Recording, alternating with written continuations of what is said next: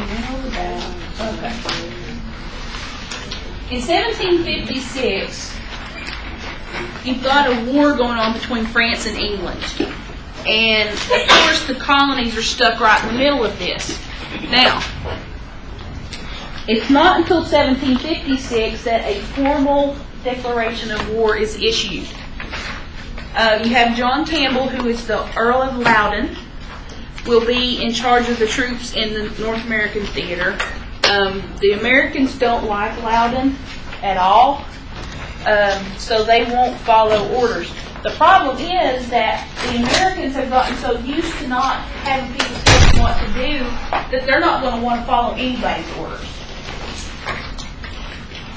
The French will appoint a new commander in Canada, and his name is Louis Joseph, and he is the Marquis de Montcalm. And the Marquis is sort of like a lord or something like that. And he is very good at capturing British forts. Last night I was watching Last of the Mohicans. I have a favorite scene in it, and I love to watch the scene because it's just so ironic. They're dancing, and it's the middle of a war. Then again, the French guy's got a choir singing to him, so I don't know. It's crazy. You've got British soldiers in Europe that are getting clobbered by the Spanish, or the French, I'm sorry. And they're in India, and they're getting beat up by the people in India. In America, they'll get support from local tribes, the Iroquois, the Creek, Choctaw, and the Cherokee. A lot of these tribes are going to join the French because they don't like the British. They don't trust them. Do they have reason not to trust them? Heck yeah, they do. Or they'll claim neutrality and just go beat up on the settlers and ambush people. And then, of course, while they're out beating up on settlers, they'll attack the English settlements and usually leave the French settlements alone. 1756 and 57 are bad years for the British as far as the war. And William Pitt will be appointed to take over the troops because he's a better leader. He is going to focus his skill in North America. He replaces Lord Loudoun, and the colonists actually kind of like this guy a little bit better, so they'll kind of listen to him. They actually kind of like this guy. And later on, I think they even honor him at some point. But he will ask the colonies for men and money, and promises that if they contribute money, that he gives it back to them. And I'll be daggone if he didn't do it. He went and paid them back. Every penny out of his own pocket. 1758, you have the battle will change, and the British will end up back on top. August 1758, they captured Fort Frontenac, and they cut off the French forts in the Great Lakes area, which means that the French can't really go anywhere. And when the natives see that the British can defeat the French, they're going to throw their hat in the ring with them because they're thinking, well, whoever wins will reap the benefits. Not. 1759, the British finally win.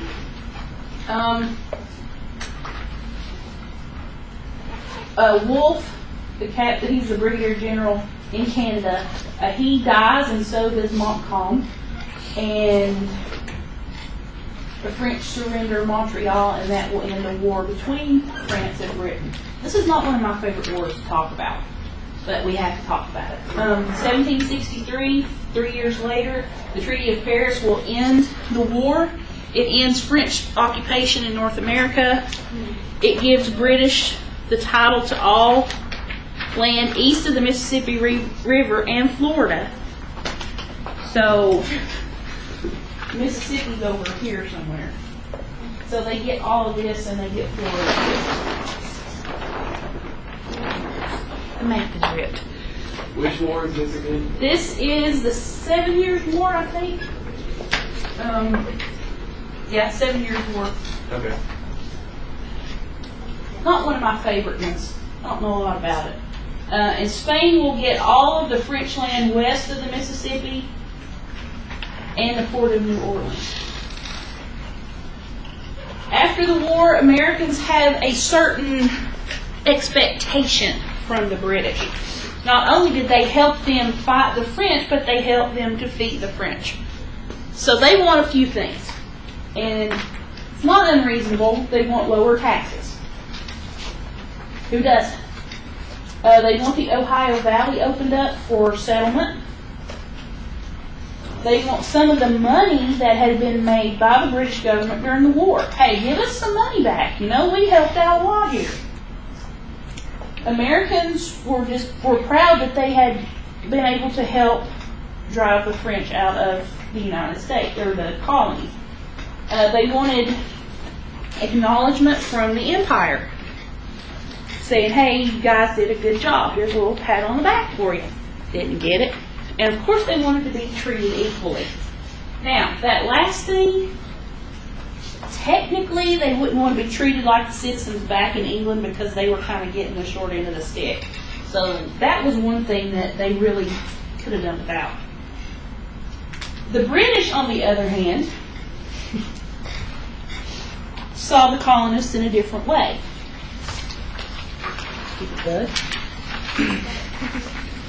They believed that the colonists lacked pride in being English. Let's have common sense here. Do they still consider themselves English, really? Depends on what day it is. If they're having a good day, yeah, we're English. If not, then we're not English. We're something else. The British will claim that the colonials were very stingy with stuff that they could have given to the army. That's not true. If they didn't give it, they just took it. They claim that the colonials were cowards. It's the colonials that taught the British how to fight the right way here. And it's a lot of the colonial troops, the Minutemen and the militias, that will ultimately save the British's neck. They said that Americans are selfish, self-centered, and unconcerned with the British Empire as a whole. What's the problem with that statement? Any psychology people in here? It's basically describing the British Empire. Exactly. So we call that transference. They are projection. They are projecting their shortcomings on the colonists. The colonists aren't like this. The English are like this. After this, they're afraid that the colonials will want independence. Now that France is no longer there, and they have one less person to have to deal with, so they're scared of that. They won't go after independence until Britain forces them to. Dr. Phil has a famous saying, what you fear, you create. These people needed to be Dr. Phil because they're going to create what they fear. In the 1763, the Americans are not in that big of a hurry. They kind of like the way things are, but they like some, like it tweaked just a little bit. They're loyal British subjects. They love their king. They pay their taxes. They follow the laws.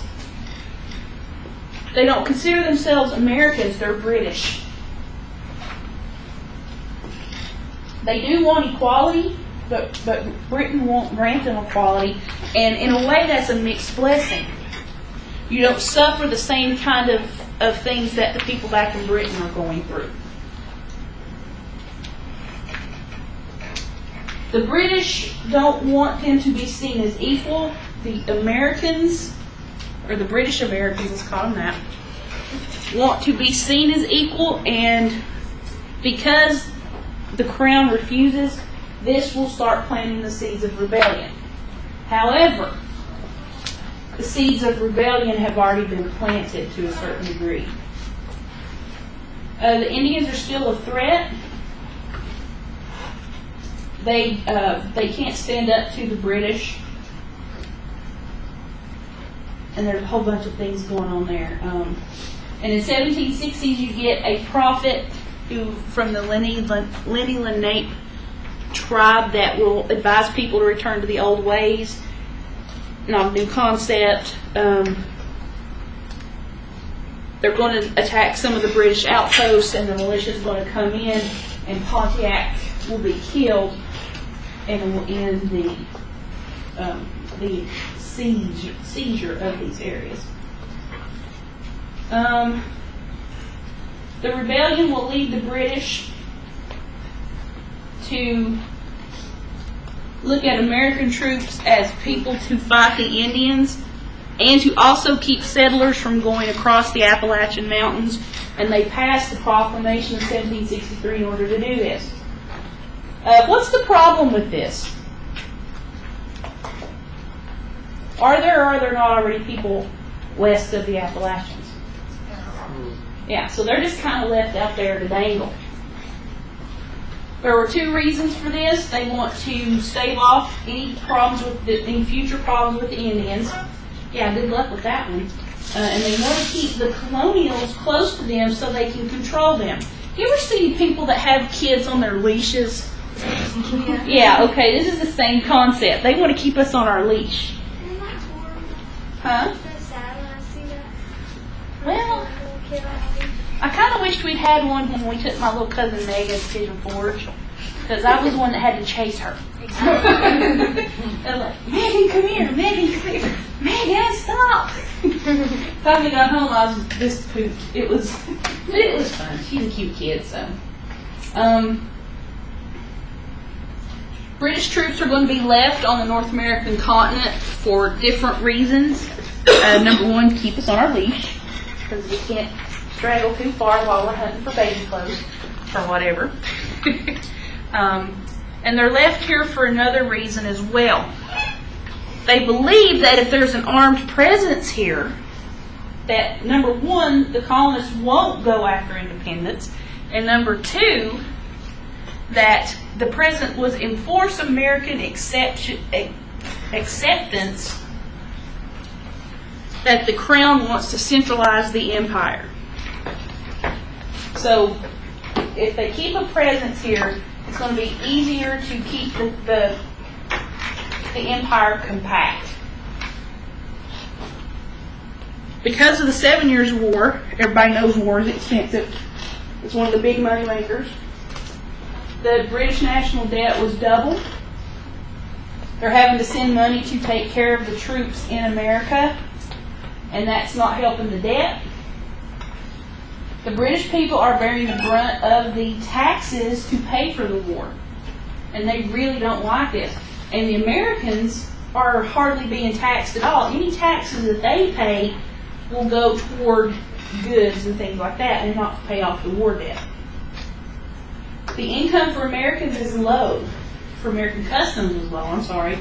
The Molasses Act of 1733, it was 6 pence on every gallon of molasses imported from the French or Dutch islands. So that was quite a bit. So the British want them to buy their molasses. It's a little more expensive, but they could get it duty free, so they wouldn't have to pay the import charges. 1764, Parliament will pass the Revenue Act, or also known as the Sugar Act, and it lowers the duty from 6 to 3 pence on each foreign gallon of molasses. So they're lowering the price, and they're setting a trap. What's going to happen with the lower price? Are they going to import more from these places? Is that what the British wants them to do? Yes, it is. They're going to catch the smugglers. You get them in there, you catch them. If you take their ships, they can't smuggle anymore in. And what other place do they have to buy their molasses? From the British, right. The smugglers are tried by the Admiralty courts and usually found guilty, duh.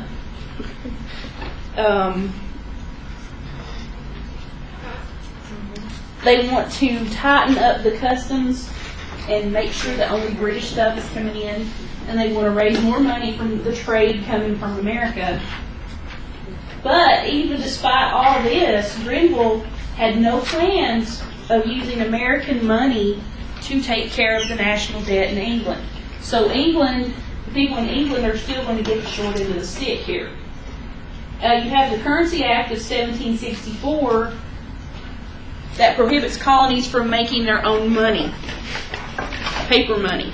You have the Quartering Act of 1765, in which colonists are required to give British troops accommodations.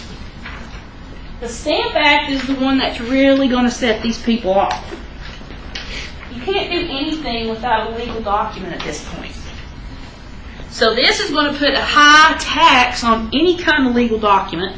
And not only legal documents, but some of their most fun things to do. Cards. You can't gamble without cards, and if you have to pay a tax on them, you can't gamble. So that was, double-edged sword. And dice. They play a lot of... There's several games they play, but it's like 21. Or not... what am I thinking about where they throw the... Craps. Yeah, that's it. So people that violated this act will be tried in the Admiralty Courts, which is a breach of their rights because it has nothing to do with that. The Americans don't like this, but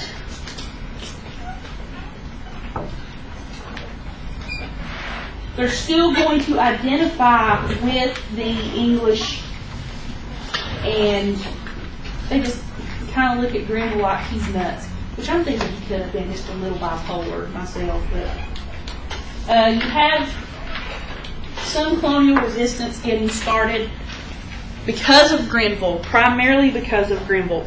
The Americans and the British believed in a man named John Locke.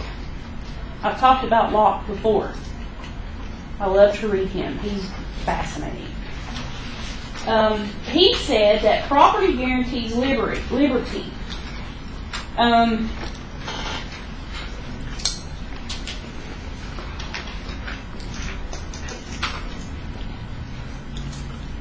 What is it's in the preamble of the Declaration, life, liberty, and the pursuit of happiness. Pursuit of happiness is pursuit of property. That's what that relates to. Wealth is measured in real estate and possessions. How many of you have a car that is 2005 to 2010? Okay. In today's society, you're up there. Now, I had a 2005 and sold it, and I have a 2002, but it's still a nice car, so I'm still kind of up there in status. Property is the source of strength because they think if they own property, that's freedom. This is my property. I can do what I want to on my property. And they can act independently on their property. It is not illegal in the state of Tennessee for you to go out of your house naked on your property as long as you are not in the out-and-out public. There was a case about this. Huh? As long as you're in the backyard? As long as you're not where people can, you can't be out in the front yard just dancing around with no clothes on.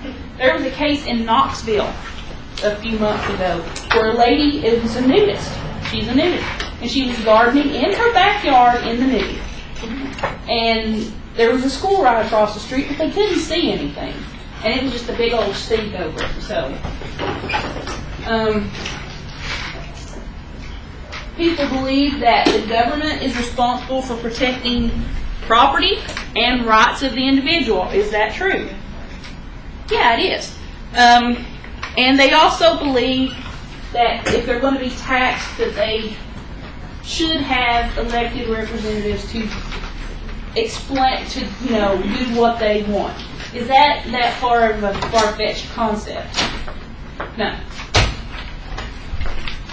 The Sugar and the Stamp Acts were passed by the members of Parliament. Problem is that Parliament was not elected by the colonists. The colonists believe that they are entitled to a trial by jury. Do we still have trial by jury? Yeah, we do. Here's the thing. If I'm ever captured or arrested for something really bad, and they say, well, you can be tried by a jury of your peers, I'll say, no, thank you. I'll take my chances with the judge. Because if you've seen some of these people that sit on these juries, no. But when they pass the Stamp Act and the Sugar Act, this will be this right for trial by jury will be taken away from the colonists. Of course, the colonists are afraid that the British will get too much power. Isn't that boat already sailed? Yeah, it's already sailed. So they're a little bit afraid. So they, out of fear comes a radical group, and they call themselves the Country Party or the Commonwealth Men. And they like classical republicanism, which means a representative government. You have to be represented in every aspect of the government in order for it to be a government of, for, and by the people. This isn't happening here. They believe that under classical republicanism, liberty has to be safeguarded. Homeland security. Liberty has to be safeguarded. They will also say that humans are driven by a passion and insatiable ambition. Anybody here driven by an insatiable ambition? I want to be a senator someday. I think that's good. They believe that one person or a few people could not govern because those people can become corrupt. Let's take a look at the Roman Empire for a moment, shall we? They had 3 people that they elected every year. And they were called something, the Triumvirate. Yeah, the triumvirate. Thank you. And these 3 men served for a year so they wouldn't become too powerful. That didn't always work. The fewer you have in control, the more corrupt they can become. The colonists are afraid that these rulers can become tyrants. Caesar was a tyrant. That's why those guys killed him. And they believe that, and I still believe this, that the price of liberty was eternal vigilance. If we stopped caring about our individual rights, how long would it take for somebody to come in and take them from us? Half a heartbeat. So we have to stay vigilant. And that this was their belief. The Country Party is respected by the colonials. Who's it made up of? Colonials. It's the store owners. It's the clergy people. Farmers.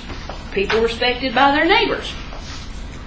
The events that were going on after 1763 have convinced the colonials that the British government has grown too corrupt and too powerful. Which rock have they been hiding under? Has the British government always been too powerful and corrupt?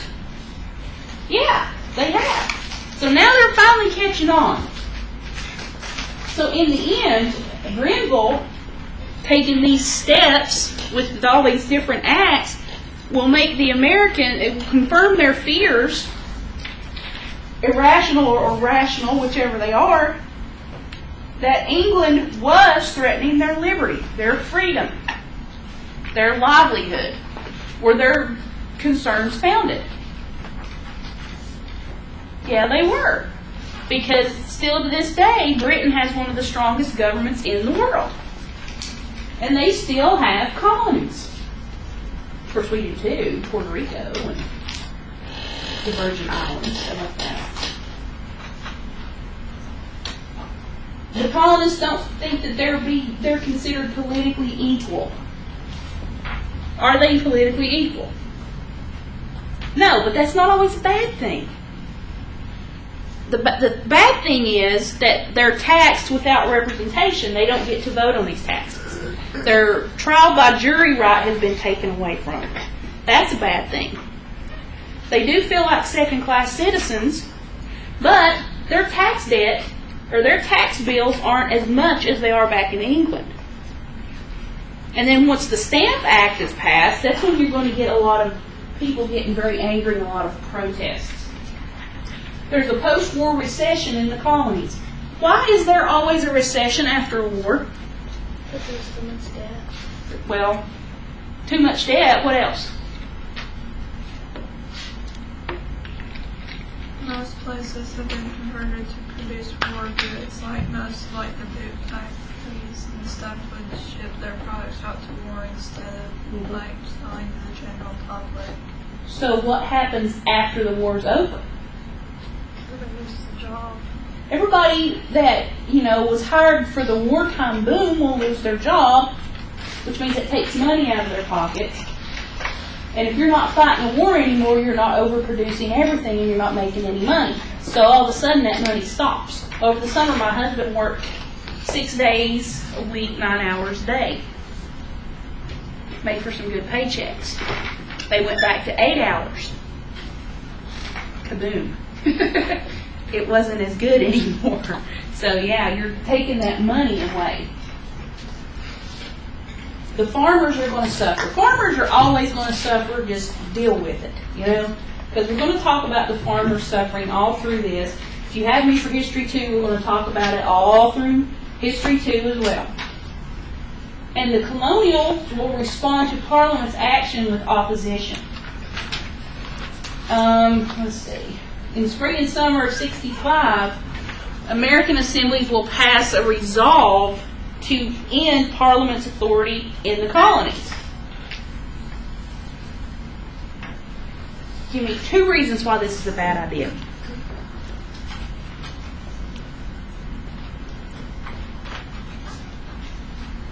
What's Parliament going to do? They can declare war. They're going to declare a war, yeah. What's the second thing? They can also pull back all the ships bringing in supplies. Exactly. So, Parliament's not going to like this. They're going to decide that the right to tax colonials lies within the colonial assemblies, where they have what? Representation. Very good. The House of Burgesses, which is the very first assembly created in North America, will lead this charge, will lead this protest. This is when Patrick Henry comes along. He's a lawyer from Western Virginia, and he encourages the assemblies to pass these things, to say to the king, you know what, we don't like what you're doing to us. To say to Parliament, we don't like the fact that you're taxing us and we have no say in it. So he will press the assemblies. Now, Henry gets up and he gives these beautiful speeches about why these things should be passed, why these things are hurting the colonies. So the assembly will pass all the resolution that Patrick Henry will write. Other colonies will get on the bandwagon. It's like, you go to a concert, even if you don't like the band that's playing, you're like, woo, yay! It's a bandwagon sort of thing. By October of 1765, delegates from 9 colonies meet in New York. And they draft a petition to the king asking him to repeal the Sugar and Stamp Acts. Okay, here's my theory. You can draft all the petitions you want, but anything written on a piece of paper is not worth the time it took to write it. Are they going to read that piece of paper and go, uh-oh, we're afraid? They're not. So they just wasted their time. Keep in mind that the delegates from this will be a lot of the delegates that will show up for the Declaration of Independence little meeting.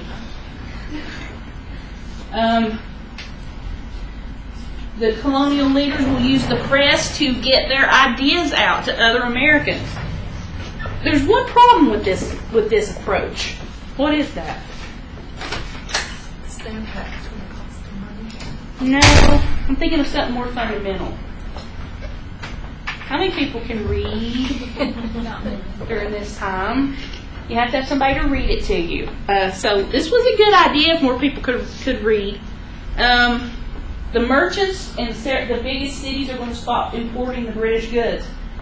Essentially, it's going to cut the economic throat of the British. You have the Sons of Liberty that will emerge to make sure that the Stamp Act is not enforced. And these will not be the rabble or the lower class people. These are the doctors, the lawyers, the people that own the huge trade companies, people like that. So this is not just your common rabble, your uneducated hillbillies. These are the educated, prosperous, powerful men in the colonies. So they're going to organize people in every class, every social situation, and they're going to have lots of riots and lots of protests. Here's some of the things they're going to do. They burn the stamp distributors in effigy. What does that mean? Anybody ever been to a pep rally where they have a dummy dressed in the uniform of the opposing team and they set it on fire? Same thing. They will see these stamp distributors on the street and insult them. It's very easy to insult a British person, especially if they think they're all that. So this is pretty easily done. Just spitting at their feet is an insult. They're going to knock down offices, burn them down. They're going to attack the homes of these people. Burn them down. And steal all their stuff.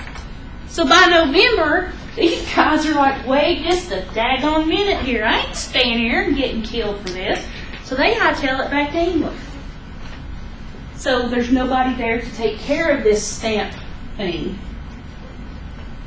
In England, King George III, who turns out to be a pretty good friend to the colonists, is getting the Stamp Act repealed. So that one piece of paper kind of influenced one person, and it influenced the king, so that's kind of good.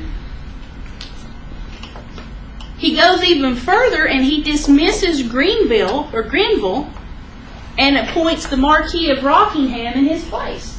And the colonists like this guy. They're like, okay, this guy's, he's okay.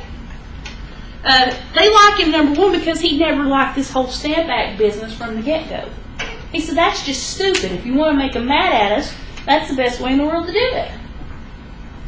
For example, if, you're going out with your friends, and one friend has been told that you have to pay for every other round of drinks, no matter how much they cost. Is that person going to be mad? Heck yeah, they're going to be mad. So when this happens, when the Stamp Act is passed, he's like, look, you're going to make them mad. You're going to mess things up. It's going pretty good. So the act is repealed in March 1766. And the colonists are happy. Once again, the seeds of rebellion are just kind of on the back burner. Grenville steps up, and he argues that the main complaint of the colonists isn't true. And their main complaint is that they have no representation. Now, he argues that they are represented by virtual representation. I wasn't aware they had virtual reality and internet and computers back then. So, virtual representation is about as good as this piece of gold I'm holding in my hand. There's nothing there. So he's full of himself. And of course the colonists don't like this either.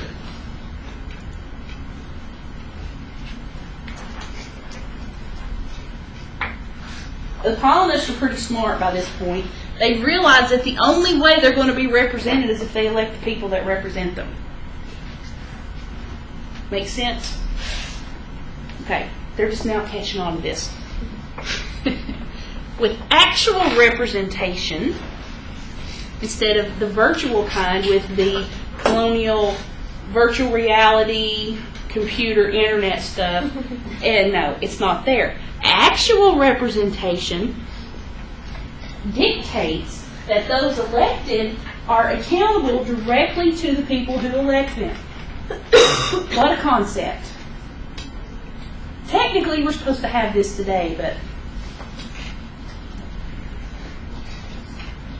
they agree that Parliament does have some control in the colonies. You can't take Parliament out of everything because they control the money. They can legislate, but the colonists have to agree with it. They can regulate trade, which is good because the trade system in Britain's been going for a while and they're pretty good at it by now. But their rights will stop at taxation because they're not represented by Parliament. Sounds reasonable, don't you think? If you were a member of Parliament, would you think that was reasonable? Probably not, because they're with their pretty wigs and everything. So Parliament's response is they completely ignore the colonists. Not a good idea. Any petition or anything that comes to them, they put it in the outhouse. Or the water closet or whatever they had by then. Parliament will replace the Stamp Act with the Declaratory Act. This is a catch-all. It gives them the right to make laws for the colonies in any case whatsoever. Anybody ever watch Maury? And they are doing those lie detector tests. And he says, have you ever had physical contact with, and in any case whatsoever. Basically, that's what they're saying. We can do anything we want to, and you can't stop us. The Townshend Act will be passed in the summer of 1766. King George will pull Rockingham, and William Pitt will replace him. And the colonists really like Pitt because they fought alongside him in the 7 Years' War, so they really trust this guy. They're like, okay, this is good. We like him. He's got our best interest at heart. If he'd been in better health, chances are we'd have been British a little while longer than we really were. He gets sick, and he has to leave. So Charles Townshend will come in and take over for him, and he's almost as bad as Grenville was. He has two primary goals when he takes over. He wants to make Parliament stronger, and he wants to give royal officials more power in America. What did King George and Rockingham just do? They lessened that. So here he comes. Okay, here's what we're going to do. You guys have more power. Of course, the colonists are going to like this. They're going to raise revenue at the expense of the colonies. They're going to tax them to death. In 1767, Pitt persuaded Parliament, Townshend, persuades Parliament to tax paint, lead, paper, glass, and tea. What does every Englishman drink? What does every Englishman need to write letters home? Paper. What do Englishmen need for their guns to shoot animals? What do they paint their houses with? Paint. And glass they have to have for their teacups and their window panes and things like that. So, is it safe to assume that this is not going to go over well? Yes. He encouraged the governors to take more control in the colonies, and he will punish the New York legislature for not obeying the Quartering Act, and he actually disbands the legislature. I just hope it wasn't in Brooklyn, because we're probably going to get hurt. He will start paying the salaries of royal officials so that they can't be influenced by assemblies. At this point, the colonies are paying the salaries, and the representatives have to, or the government officials have to do what they say, in a sense. They're going to send even more bureaucrats to the colonies. Great, that's all we need. They create the American Board of Customs Commissioners, and these people just pass all kinds of ways to get money. And then they have 3 vice admiralty courts to take care of smugglers that are smuggling in molasses, things like that. We only have 5 more minutes till Okay. So after all this happens, the people are going to start wanting to revolt again. And a farmer from Pennsylvania named John Dixon writes a letter. And it gets published in the newspaper. And it will encourage people, the Americans, to protest the towns and duties. Okay, that's okay. Yeah, we can do this. He wants people to show superior work virtue. Show them we're better by working hard. Wants people to boycott luxury items and to work hard and have to be thrifty. And what's being thrifty mean? Save your money, yeah. And they're hoping that through these actions, which is sort of like a boycott, that the Stamp Act or the new act will be repealed.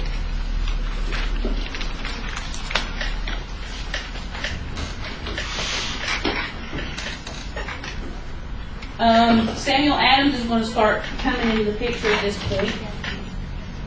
And the Townsend Acts will give him his political get-go.